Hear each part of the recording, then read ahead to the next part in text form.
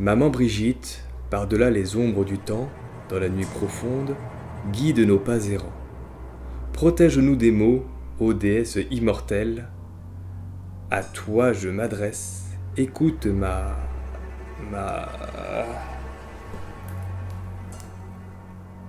ritournelle. Bonjour. Je suis extrêmement déçu. T'es un débutant et tu te lances dans les sciences occultes. Évidemment que ça allait foirer. Ouais, bah excuse-moi, mais pour une première fois à tout, hein. Du coup, c'est quoi ton nom? Moi c'est Yannick.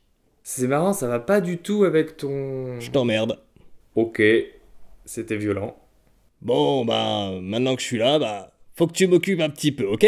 Tiens, choisis un papier. J'ai mis des films tout pourris. T'en prends un au hasard et tu vas devoir me convaincre que c'est un bon film. Ok? Alors, gringo? Ha! T'es dans la merde! Bon, eh bien... Entre les spectateurs et SOS Fantôme, c'est une grande histoire d'amour. Sorti en 1984, le premier opus nous faisait suivre les aventures de 4 chasseurs de fantômes qui tentent d'arrêter le dieu sumérien Gozer à New York. Et avec son casting 5 étoiles, son humour plutôt fin, sa réalisation et son rythme soutenu entre action et réflexion, le film a rapidement gagné le cœur des fans, si bien qu'une suite sort en 1989, où ils affrontent désormais l'effroyable Vigo, tandis qu'un fluide maléfique se déverse dans les égouts de la ville. Pour certains, leur traumatisme d'enfance, c'est Gripsou dans ça, et bien moi, c'est une baignoire fantôme. J'ai pas pris de bain pendant 3 semaines après ça. Ah, gros porc! Mais SOS Fantôme, c'est également plusieurs comics, des séries avec The Real Ghostbusters et Extreme Ghostbusters, ainsi que des jeux vidéo, dont un, sorti en 2009, qui est la suite directe des 2 premiers films.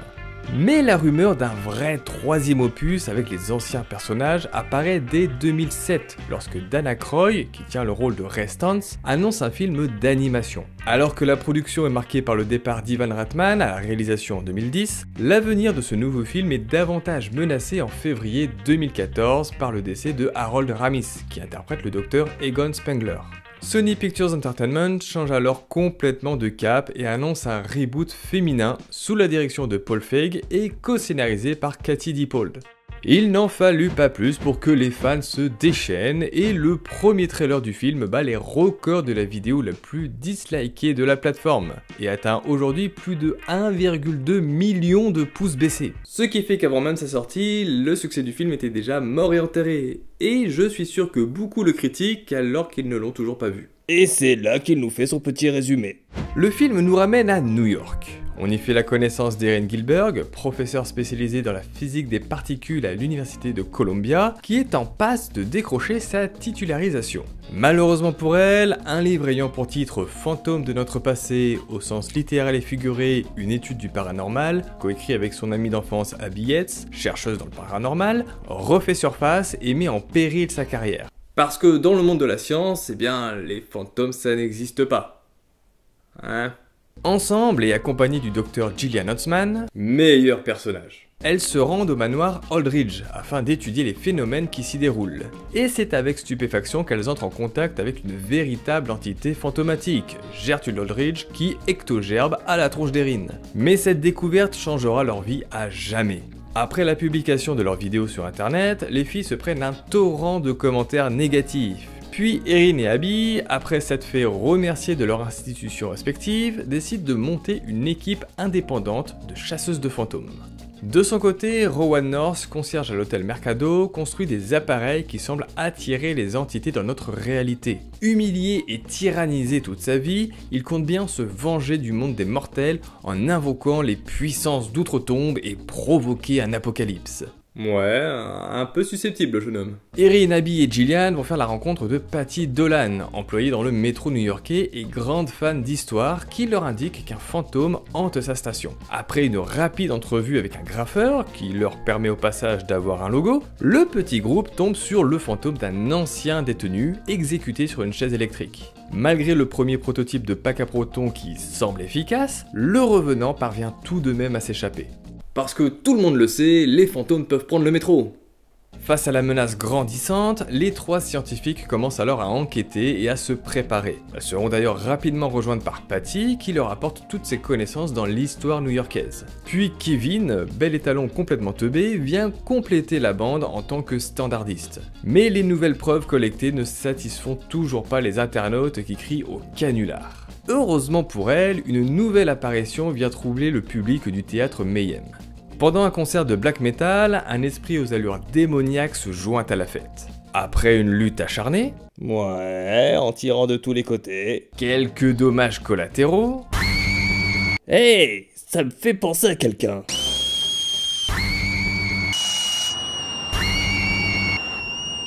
et une balle perdue pour Scheim, les 4 chasseuses parviennent finalement à mettre le fantôme en boîte et vont fêter cette victoire dans leur QG à coups de pas de danse endiablés et de sodomie surprise pour Gillian. Devant ce succès, nos héroïnes pensent qu'elles vont enfin être prises au sérieux, mais c'est sans compter le professeur S qui maintient que tout est faux. Face à son scepticisme, Erin libère l'ectoplasme qui s'échappe tout en défenestrant au passage le professeur. Il n'en fallut pas plus pour que les SOS fantômes soient convoqués dans le bureau du maire Bradley. Et même s'il est bien informé de la nature surnaturelle des événements, il incite le quatuor à faire profil bas, tout en continuant à faire leurs recherches. Mais pendant leur enquête, elle découvre que les fantômes apparaissent sur des lignes d'énergie qui se croisent à l'hôtel Mercado. Comme Patty reconnaît Rowan, qu'elle avait auparavant croisé dans le métro, les 4 Ghostbusters décident de le confronter. Genre à 4 contre 1 avec des armes nucléaires portatives. Qu'est-ce qu'ils ont tous à vouloir trop en faire? Elle retrouve ce dernier dans le sous-bassement de l'hôtel, où il a construit toute une machinerie permettant de charger les sites pour ensuite créer un vortex et briser la barrière qui sépare le monde des vivants et celui des morts. Et contre toute attente, Rowan met fin à ses jours.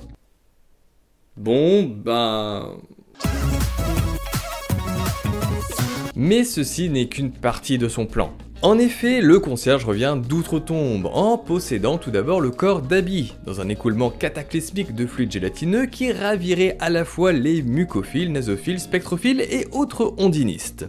Comme le magicien. Ou Dini le magicien. Il s'empare ensuite de celui de Kevin, qu'on a tous envie de s'enfiler. Dans sa nouvelle enveloppe, il retourne sur les lieux de sa mort, afin de redémarrer la machine permettant de provoquer son apocalypse. Alors que les esprits envahissent les rues, les SOS fantômes affrontent leur ennemi qui s'est transformé en un monstre aussi grand qu'un building.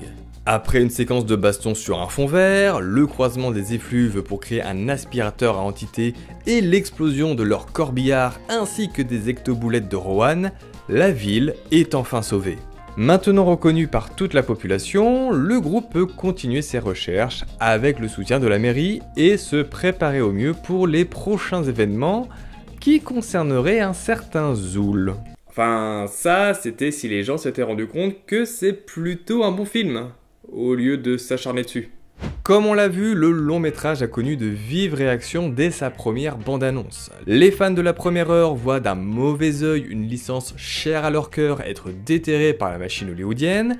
D'autres critiquent un pamphlet féministe à la vue d'une nouvelle équipe entièrement composée de femmes, et les réseaux sociaux deviennent un champ de bataille où tout est bon à critiquer, du rôle de Chris Hemsworth qui ne serait là que pour réduire la place de l'homme devant les femmes, jusqu'à des remarques sexistes, racistes et grossophobes contre Leslie Jones et Melissa McCarthy. Sony commence alors à avoir peur des résultats, lance des reshoots pour rendre le film plus attractif, et toute la campagne marketing s'en mêle.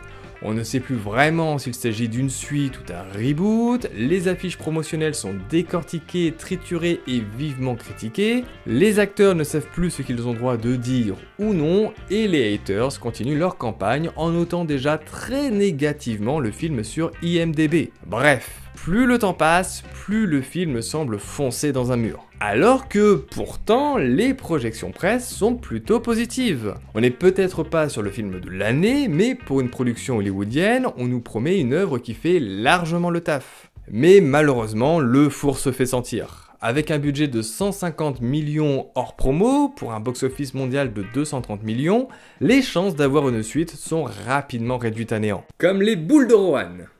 Les années 2010 marquent au cinéma un retour en force des licences qui ont bercé notre enfance. Des super-héros aux monstres cauchemardesques, du tréfonds d'une civilisation antique jusqu'aux confins de la galaxie, les histoires qu'on a connues reprennent vie pour parfois continuer et approfondir la magie, ou alors repartir sur de nouvelles bases, en s'adaptant à notre époque. Outre le fait de capitaliser sur une certaine nostalgie, qui n'est pas si désagréable, les studios cherchent surtout à se réapproprier des œuvres à travers une réécriture neuve et à corriger les schémas qui ne correspondent plus du tout à notre mode de pensée actuel. Et l'idée d'un reboot, d'un remake ou même par extension d'un requel, c'est une manière de redéfinir un récit, de proposer une nouvelle vision d'une histoire et pourquoi pas d'explorer des angles trop compliqués à traiter à une certaine époque, que ce soit en termes techniques ou idéologiques. Mais ce genre de projet ne peut exister sans se confronter à un public difficile, qui n'aime pas forcément qu'on touche à ces petites madeleines de Proust. D'un côté, ça va hurler contre Hollywood en pointant le manque de créativité et d'idées, et de l'autre, on va critiquer la volonté de surfer sur la nostalgie des spectateurs en faisant revivre les héros de leur enfance. Surtout que maintenant, ces spectateurs, ils ont grandi. Ils ont peut-être fait des gosses, ceux qui en font de futurs consommateurs. Le capitalisme! Alors que si on élargit un petit peu plus le spectre, les remakes et reboots existent depuis très longtemps. On connaît tous le Scarface de 1983, mais il y en avait déjà un sorti 50 ans auparavant. Pourtant, cette nouvelle version est devenue bien plus populaire que la première, même en s'adaptant au public de l'époque. Car proposer un reboot ou un remake, c'est avant tout la possibilité de s'adapter à la société et aux consciences du moment. Et désolé de le dire, mais aussi génial soit-il, le SOS Fantôme de 1984 comporte quand même des blagues sexistes, du harcèlement et des problèmes de représentation. Et en soi, ce n'est pas une critique, l'époque était comme ça. Donc proposer une nouvelle version d'un classique du cinéma en inversant la tendance, tout en conservant la substantifique moelle du matériau de base, n'a rien de blasphématoire, mais permet de toucher un public plus large. Parce que oui, les petits garçons des années 80 et 90 ont pu facilement se reconnaître à travers l'équipe originelle. Tout comme avec les 3 premiers Men in Black ou même les Avengers version 2012 qui sont composés à 83% d'hommes. Donc pourquoi pas une équipe entièrement composée de femmes? Et c'est ce qu'on va appeler le gender swapping, qui consiste à inverser les rôles afin de réinventer une histoire et d'explorer de nouvelles possibilités. On retrouve d'ailleurs cette méthode avec Ocean's 8, Ce que veulent les hommes, ou encore dans la série Doctor Who. Et dans beaucoup d'autres cas, on va même aussi parler de switch ethnique, comme on peut le voir avec Johnny Storm dans le reboot des 4 Fantastiques en 2015, Ariel dans la version live de La Petite Sirène, Hermione Granger dans la pièce de théâtre Harry Potter et l'Enfant Maudit, ou encore Heimdall qui a été interprété par Idris Elba dans le MCU. Et pour ces deux types de swap, qu'ils soient de genre ou ethniques, l'important c'est de montrer la grande diversité dans la représentation et sortir du carcan habituel du héros homme blanc hétéro. Mais lors des annonces, les réactions sont toujours plus ou moins les mêmes. Ça gueule encore et encore. Encore un coup du wokisme, ça.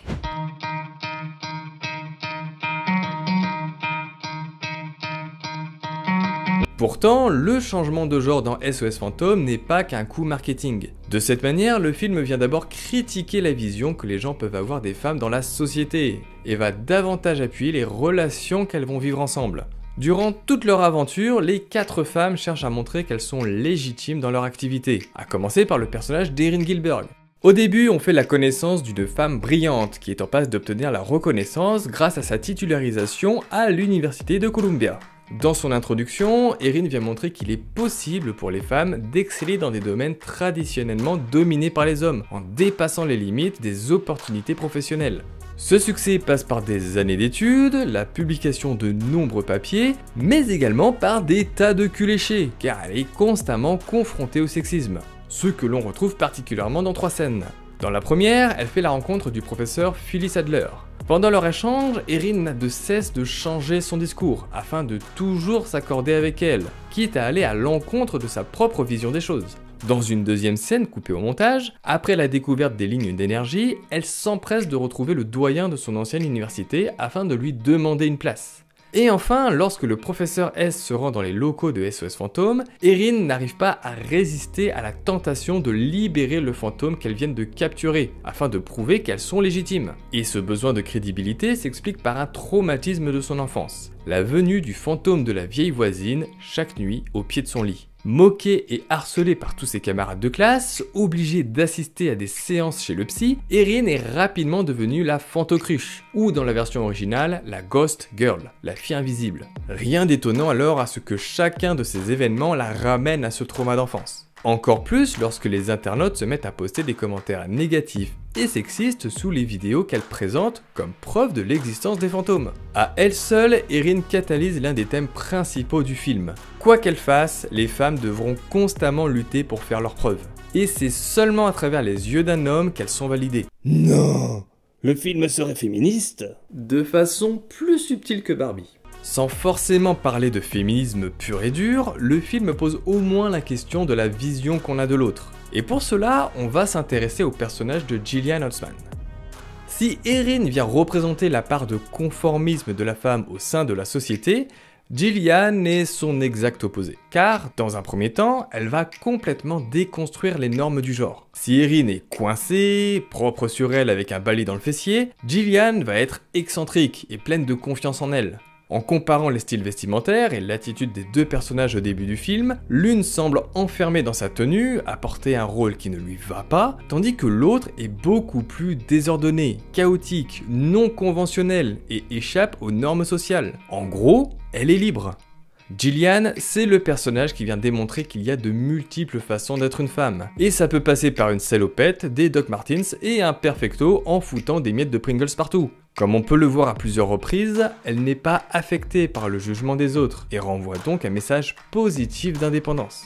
Et de la même façon, en tant qu'ingénieur de l'équipe et à travers ses multiples inventions, Gillian vient montrer aux spectateurs que les femmes peuvent tout à fait exceller dans les domaines des sciences, de la technologie, de l'ingénierie et des mathématiques, qui sont traditionnellement dominés par les hommes. Et enfin, et non des moindres, le film laisse planer une véritable ambiguïté sur sa sexualité. Si pour les autres, on n'a que très peu de doutes, pour ce qui est de Gillian, le film ne permet pas de se positionner. Mais c'est quelque chose de voulu, afin de briser les conventions et normaliser la diversité des orientations sexuelles. Même si Kate McKinnon, qui interprète le personnage, est publiquement homosexuelle, ce n'est pas forcément le cas pour Gillian, qui pourrait très bien être hétéro, bi ou asexuelle. Et de ce qu'on comprend, elle a pas mal d'idées de ce qu'on peut faire avec un cadavre. Rien de choquant. Dans le premier film, on avait bien Stantz qui se faisait pomper par un fantôme.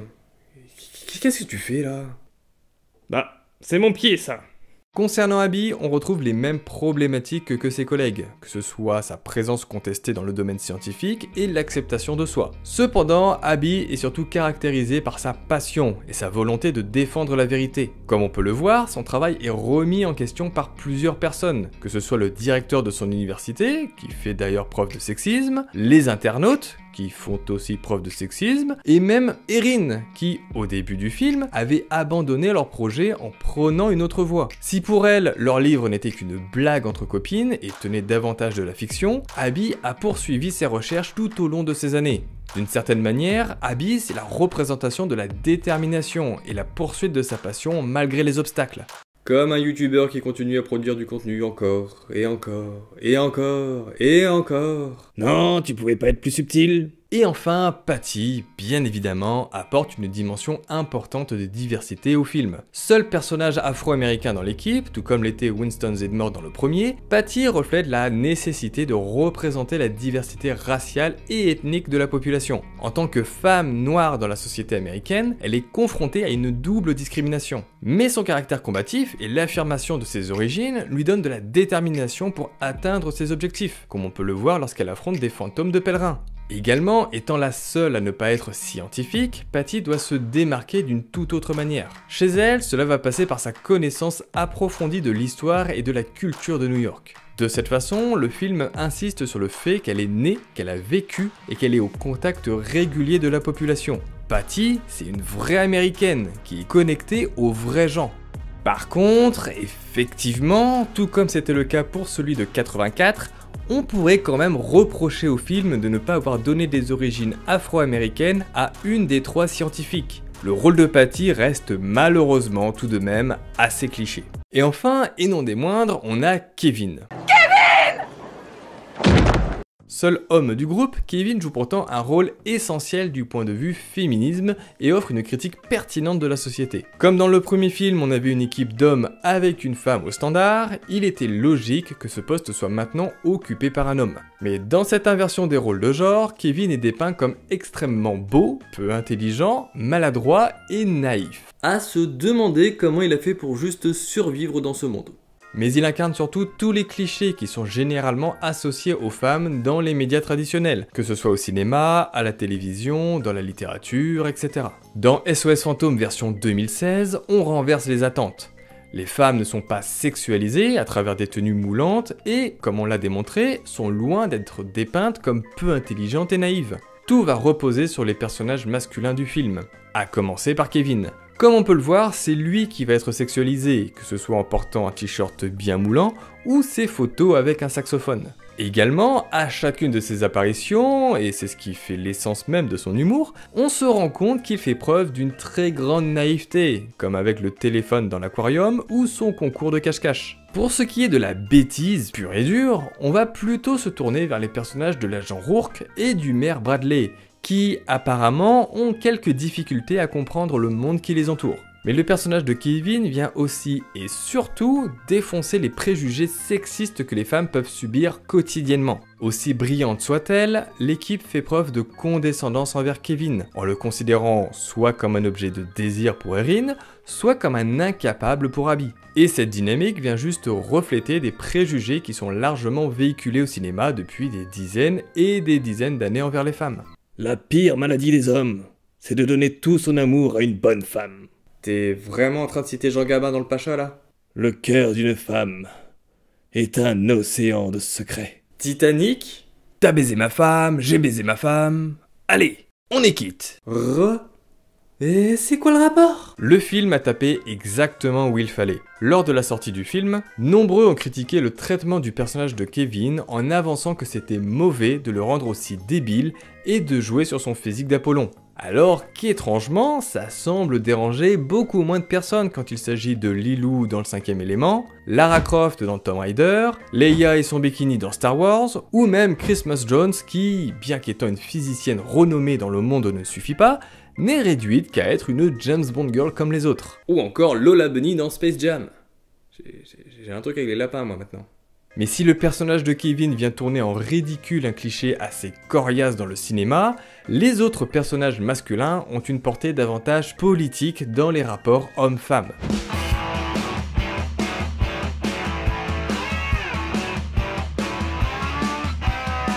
Comme on a pu le voir, notre équipe féminine doit continuellement prouver sa valeur, surtout face aux hommes.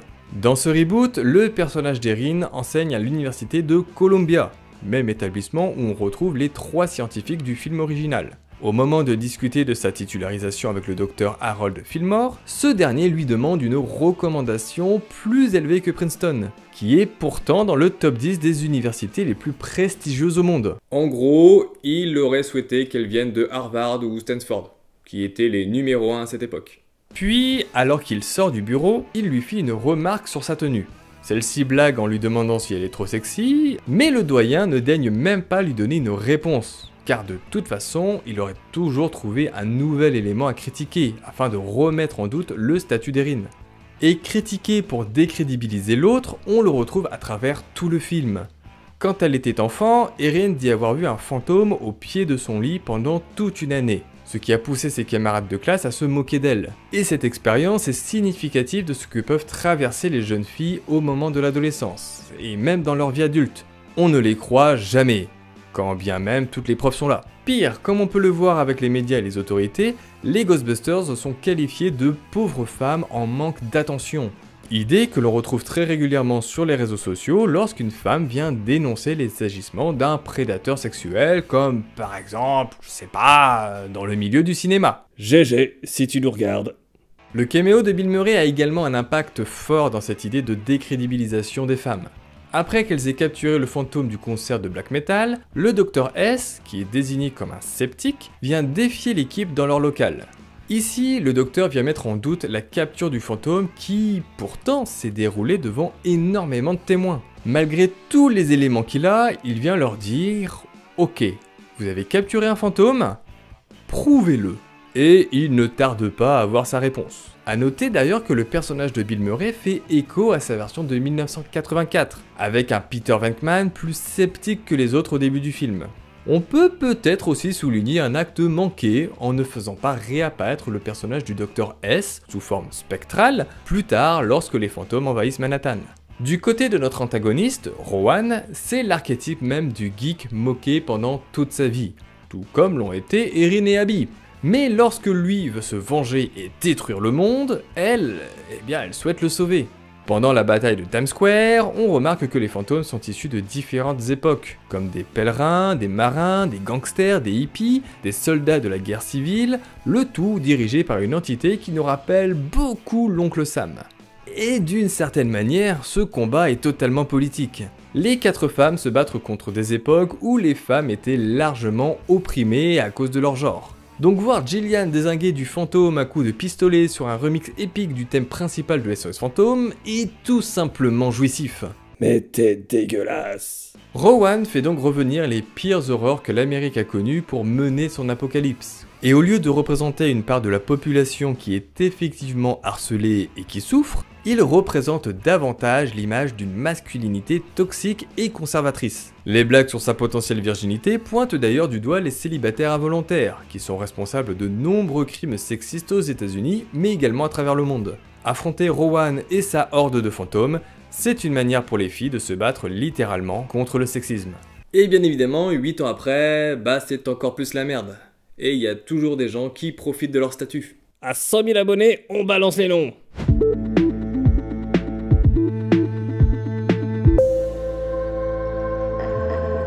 Dans SOS Fantôme version 2016, on retrouve ce qui a fait le succès du film original. Une équipe qui chasse les fantômes avec des packs à protons bidouillés avec des bricoles, une Cadillac transformée qui arpente les rues de New York, et une apocalypse qui va détruire la ville et la Terre entière.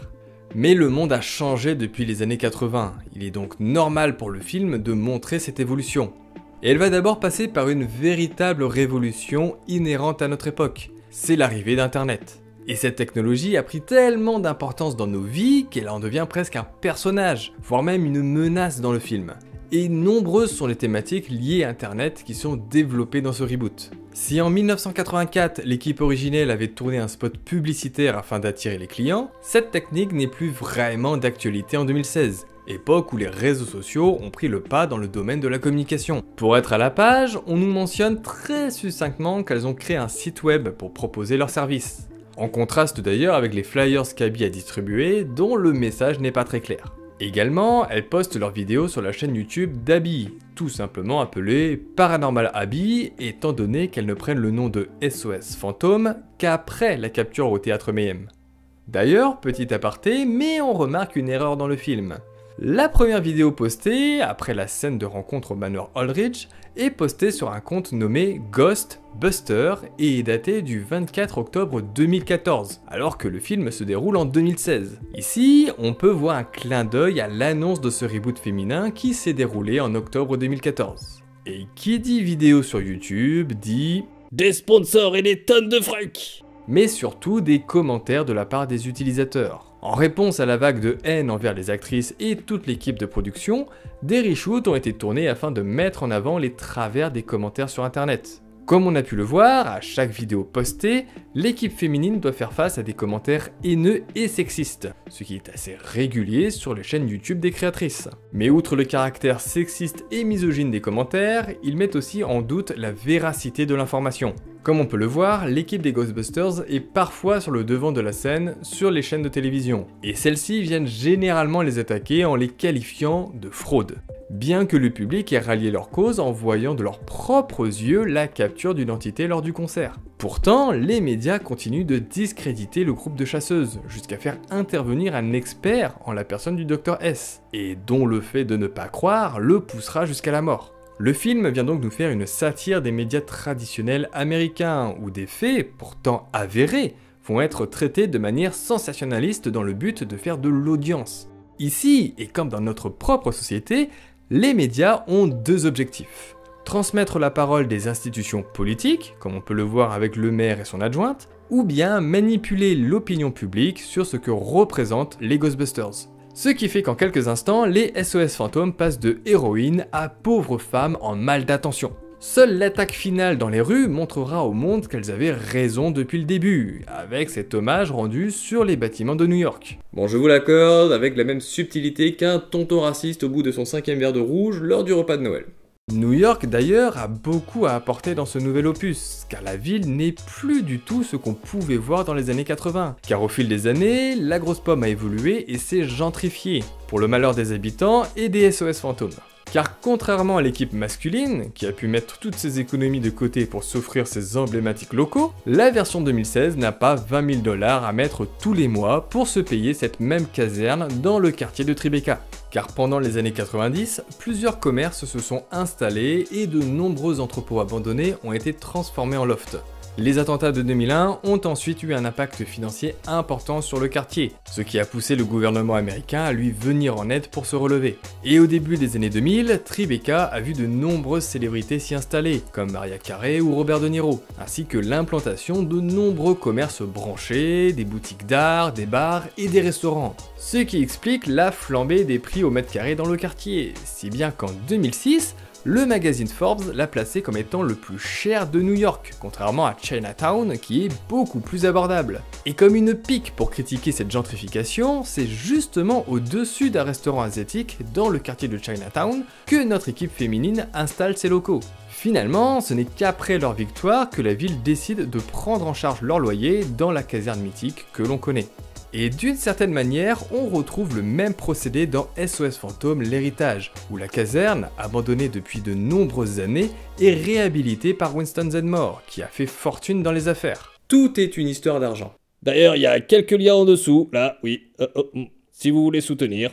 Et comme témoin de cette évolution immobilière, le New York version 2016 voit un énorme bouleversement lors de sa bataille finale. Si dans le premier film la population de la ville était réunie pour voir le Quatuor se débarrasser de Gozer, cette fois-ci elle a fui pour laisser les rues désertes, envahies par les fantômes et le passé. Maintenant aux mains des fantômes, elle peut même amorcer un retour dans le temps, jusqu'à ce qui semble être les années 70, si on en croit les affiches de Taxi Driver et Isle of Snake People, ainsi que toutes les marques populaires de cette époque. Une époque où Rowan se sentirait apparemment mieux. Mais le passé n'est certainement pas une mauvaise chose, et le film ne cesse de faire de brillants hommages à son aîné, que ce soit dans les caméos des anciens membres, l'utilisation et la réinvention des figures mythiques de la franchise, ou encore les différents easter eggs qui montrent un véritable amour de cet univers. Alors d'accord, SOS Fantôme n'est certainement pas le film de l'année, mais pour une production hollywoodienne, où l'objectif est d'envoyer des paillettes, il fait largement le taf.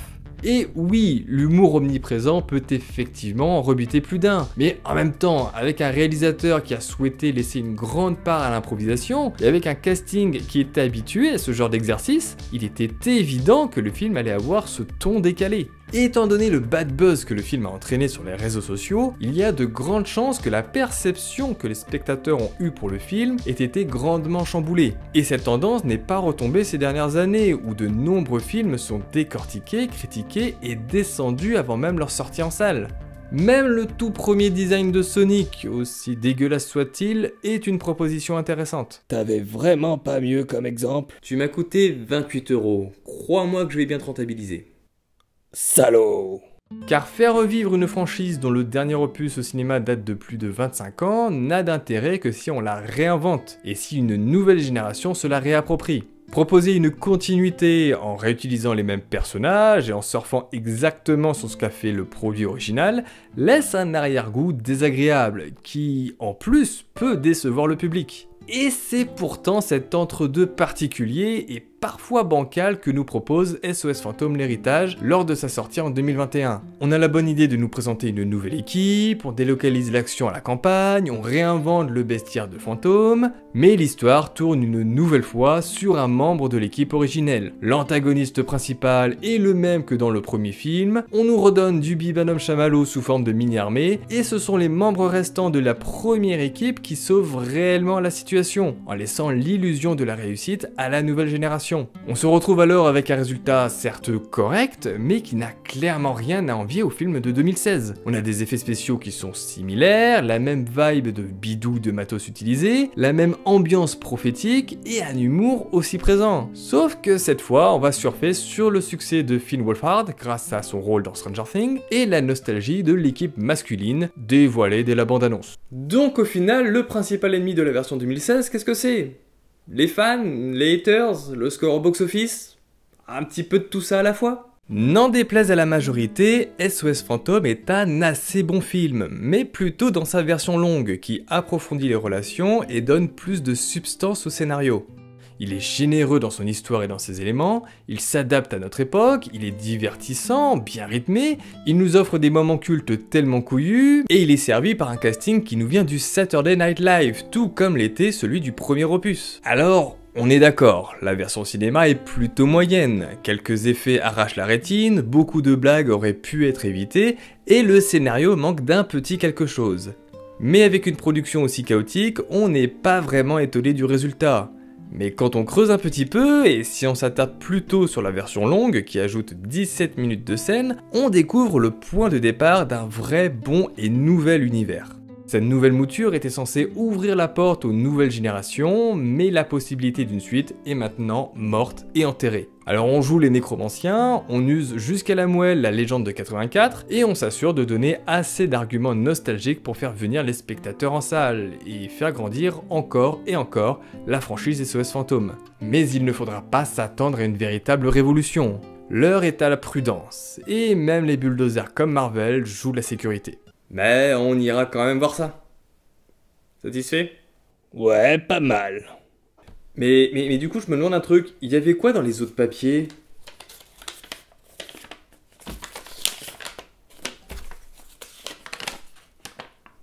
Reviens là, petit enculé!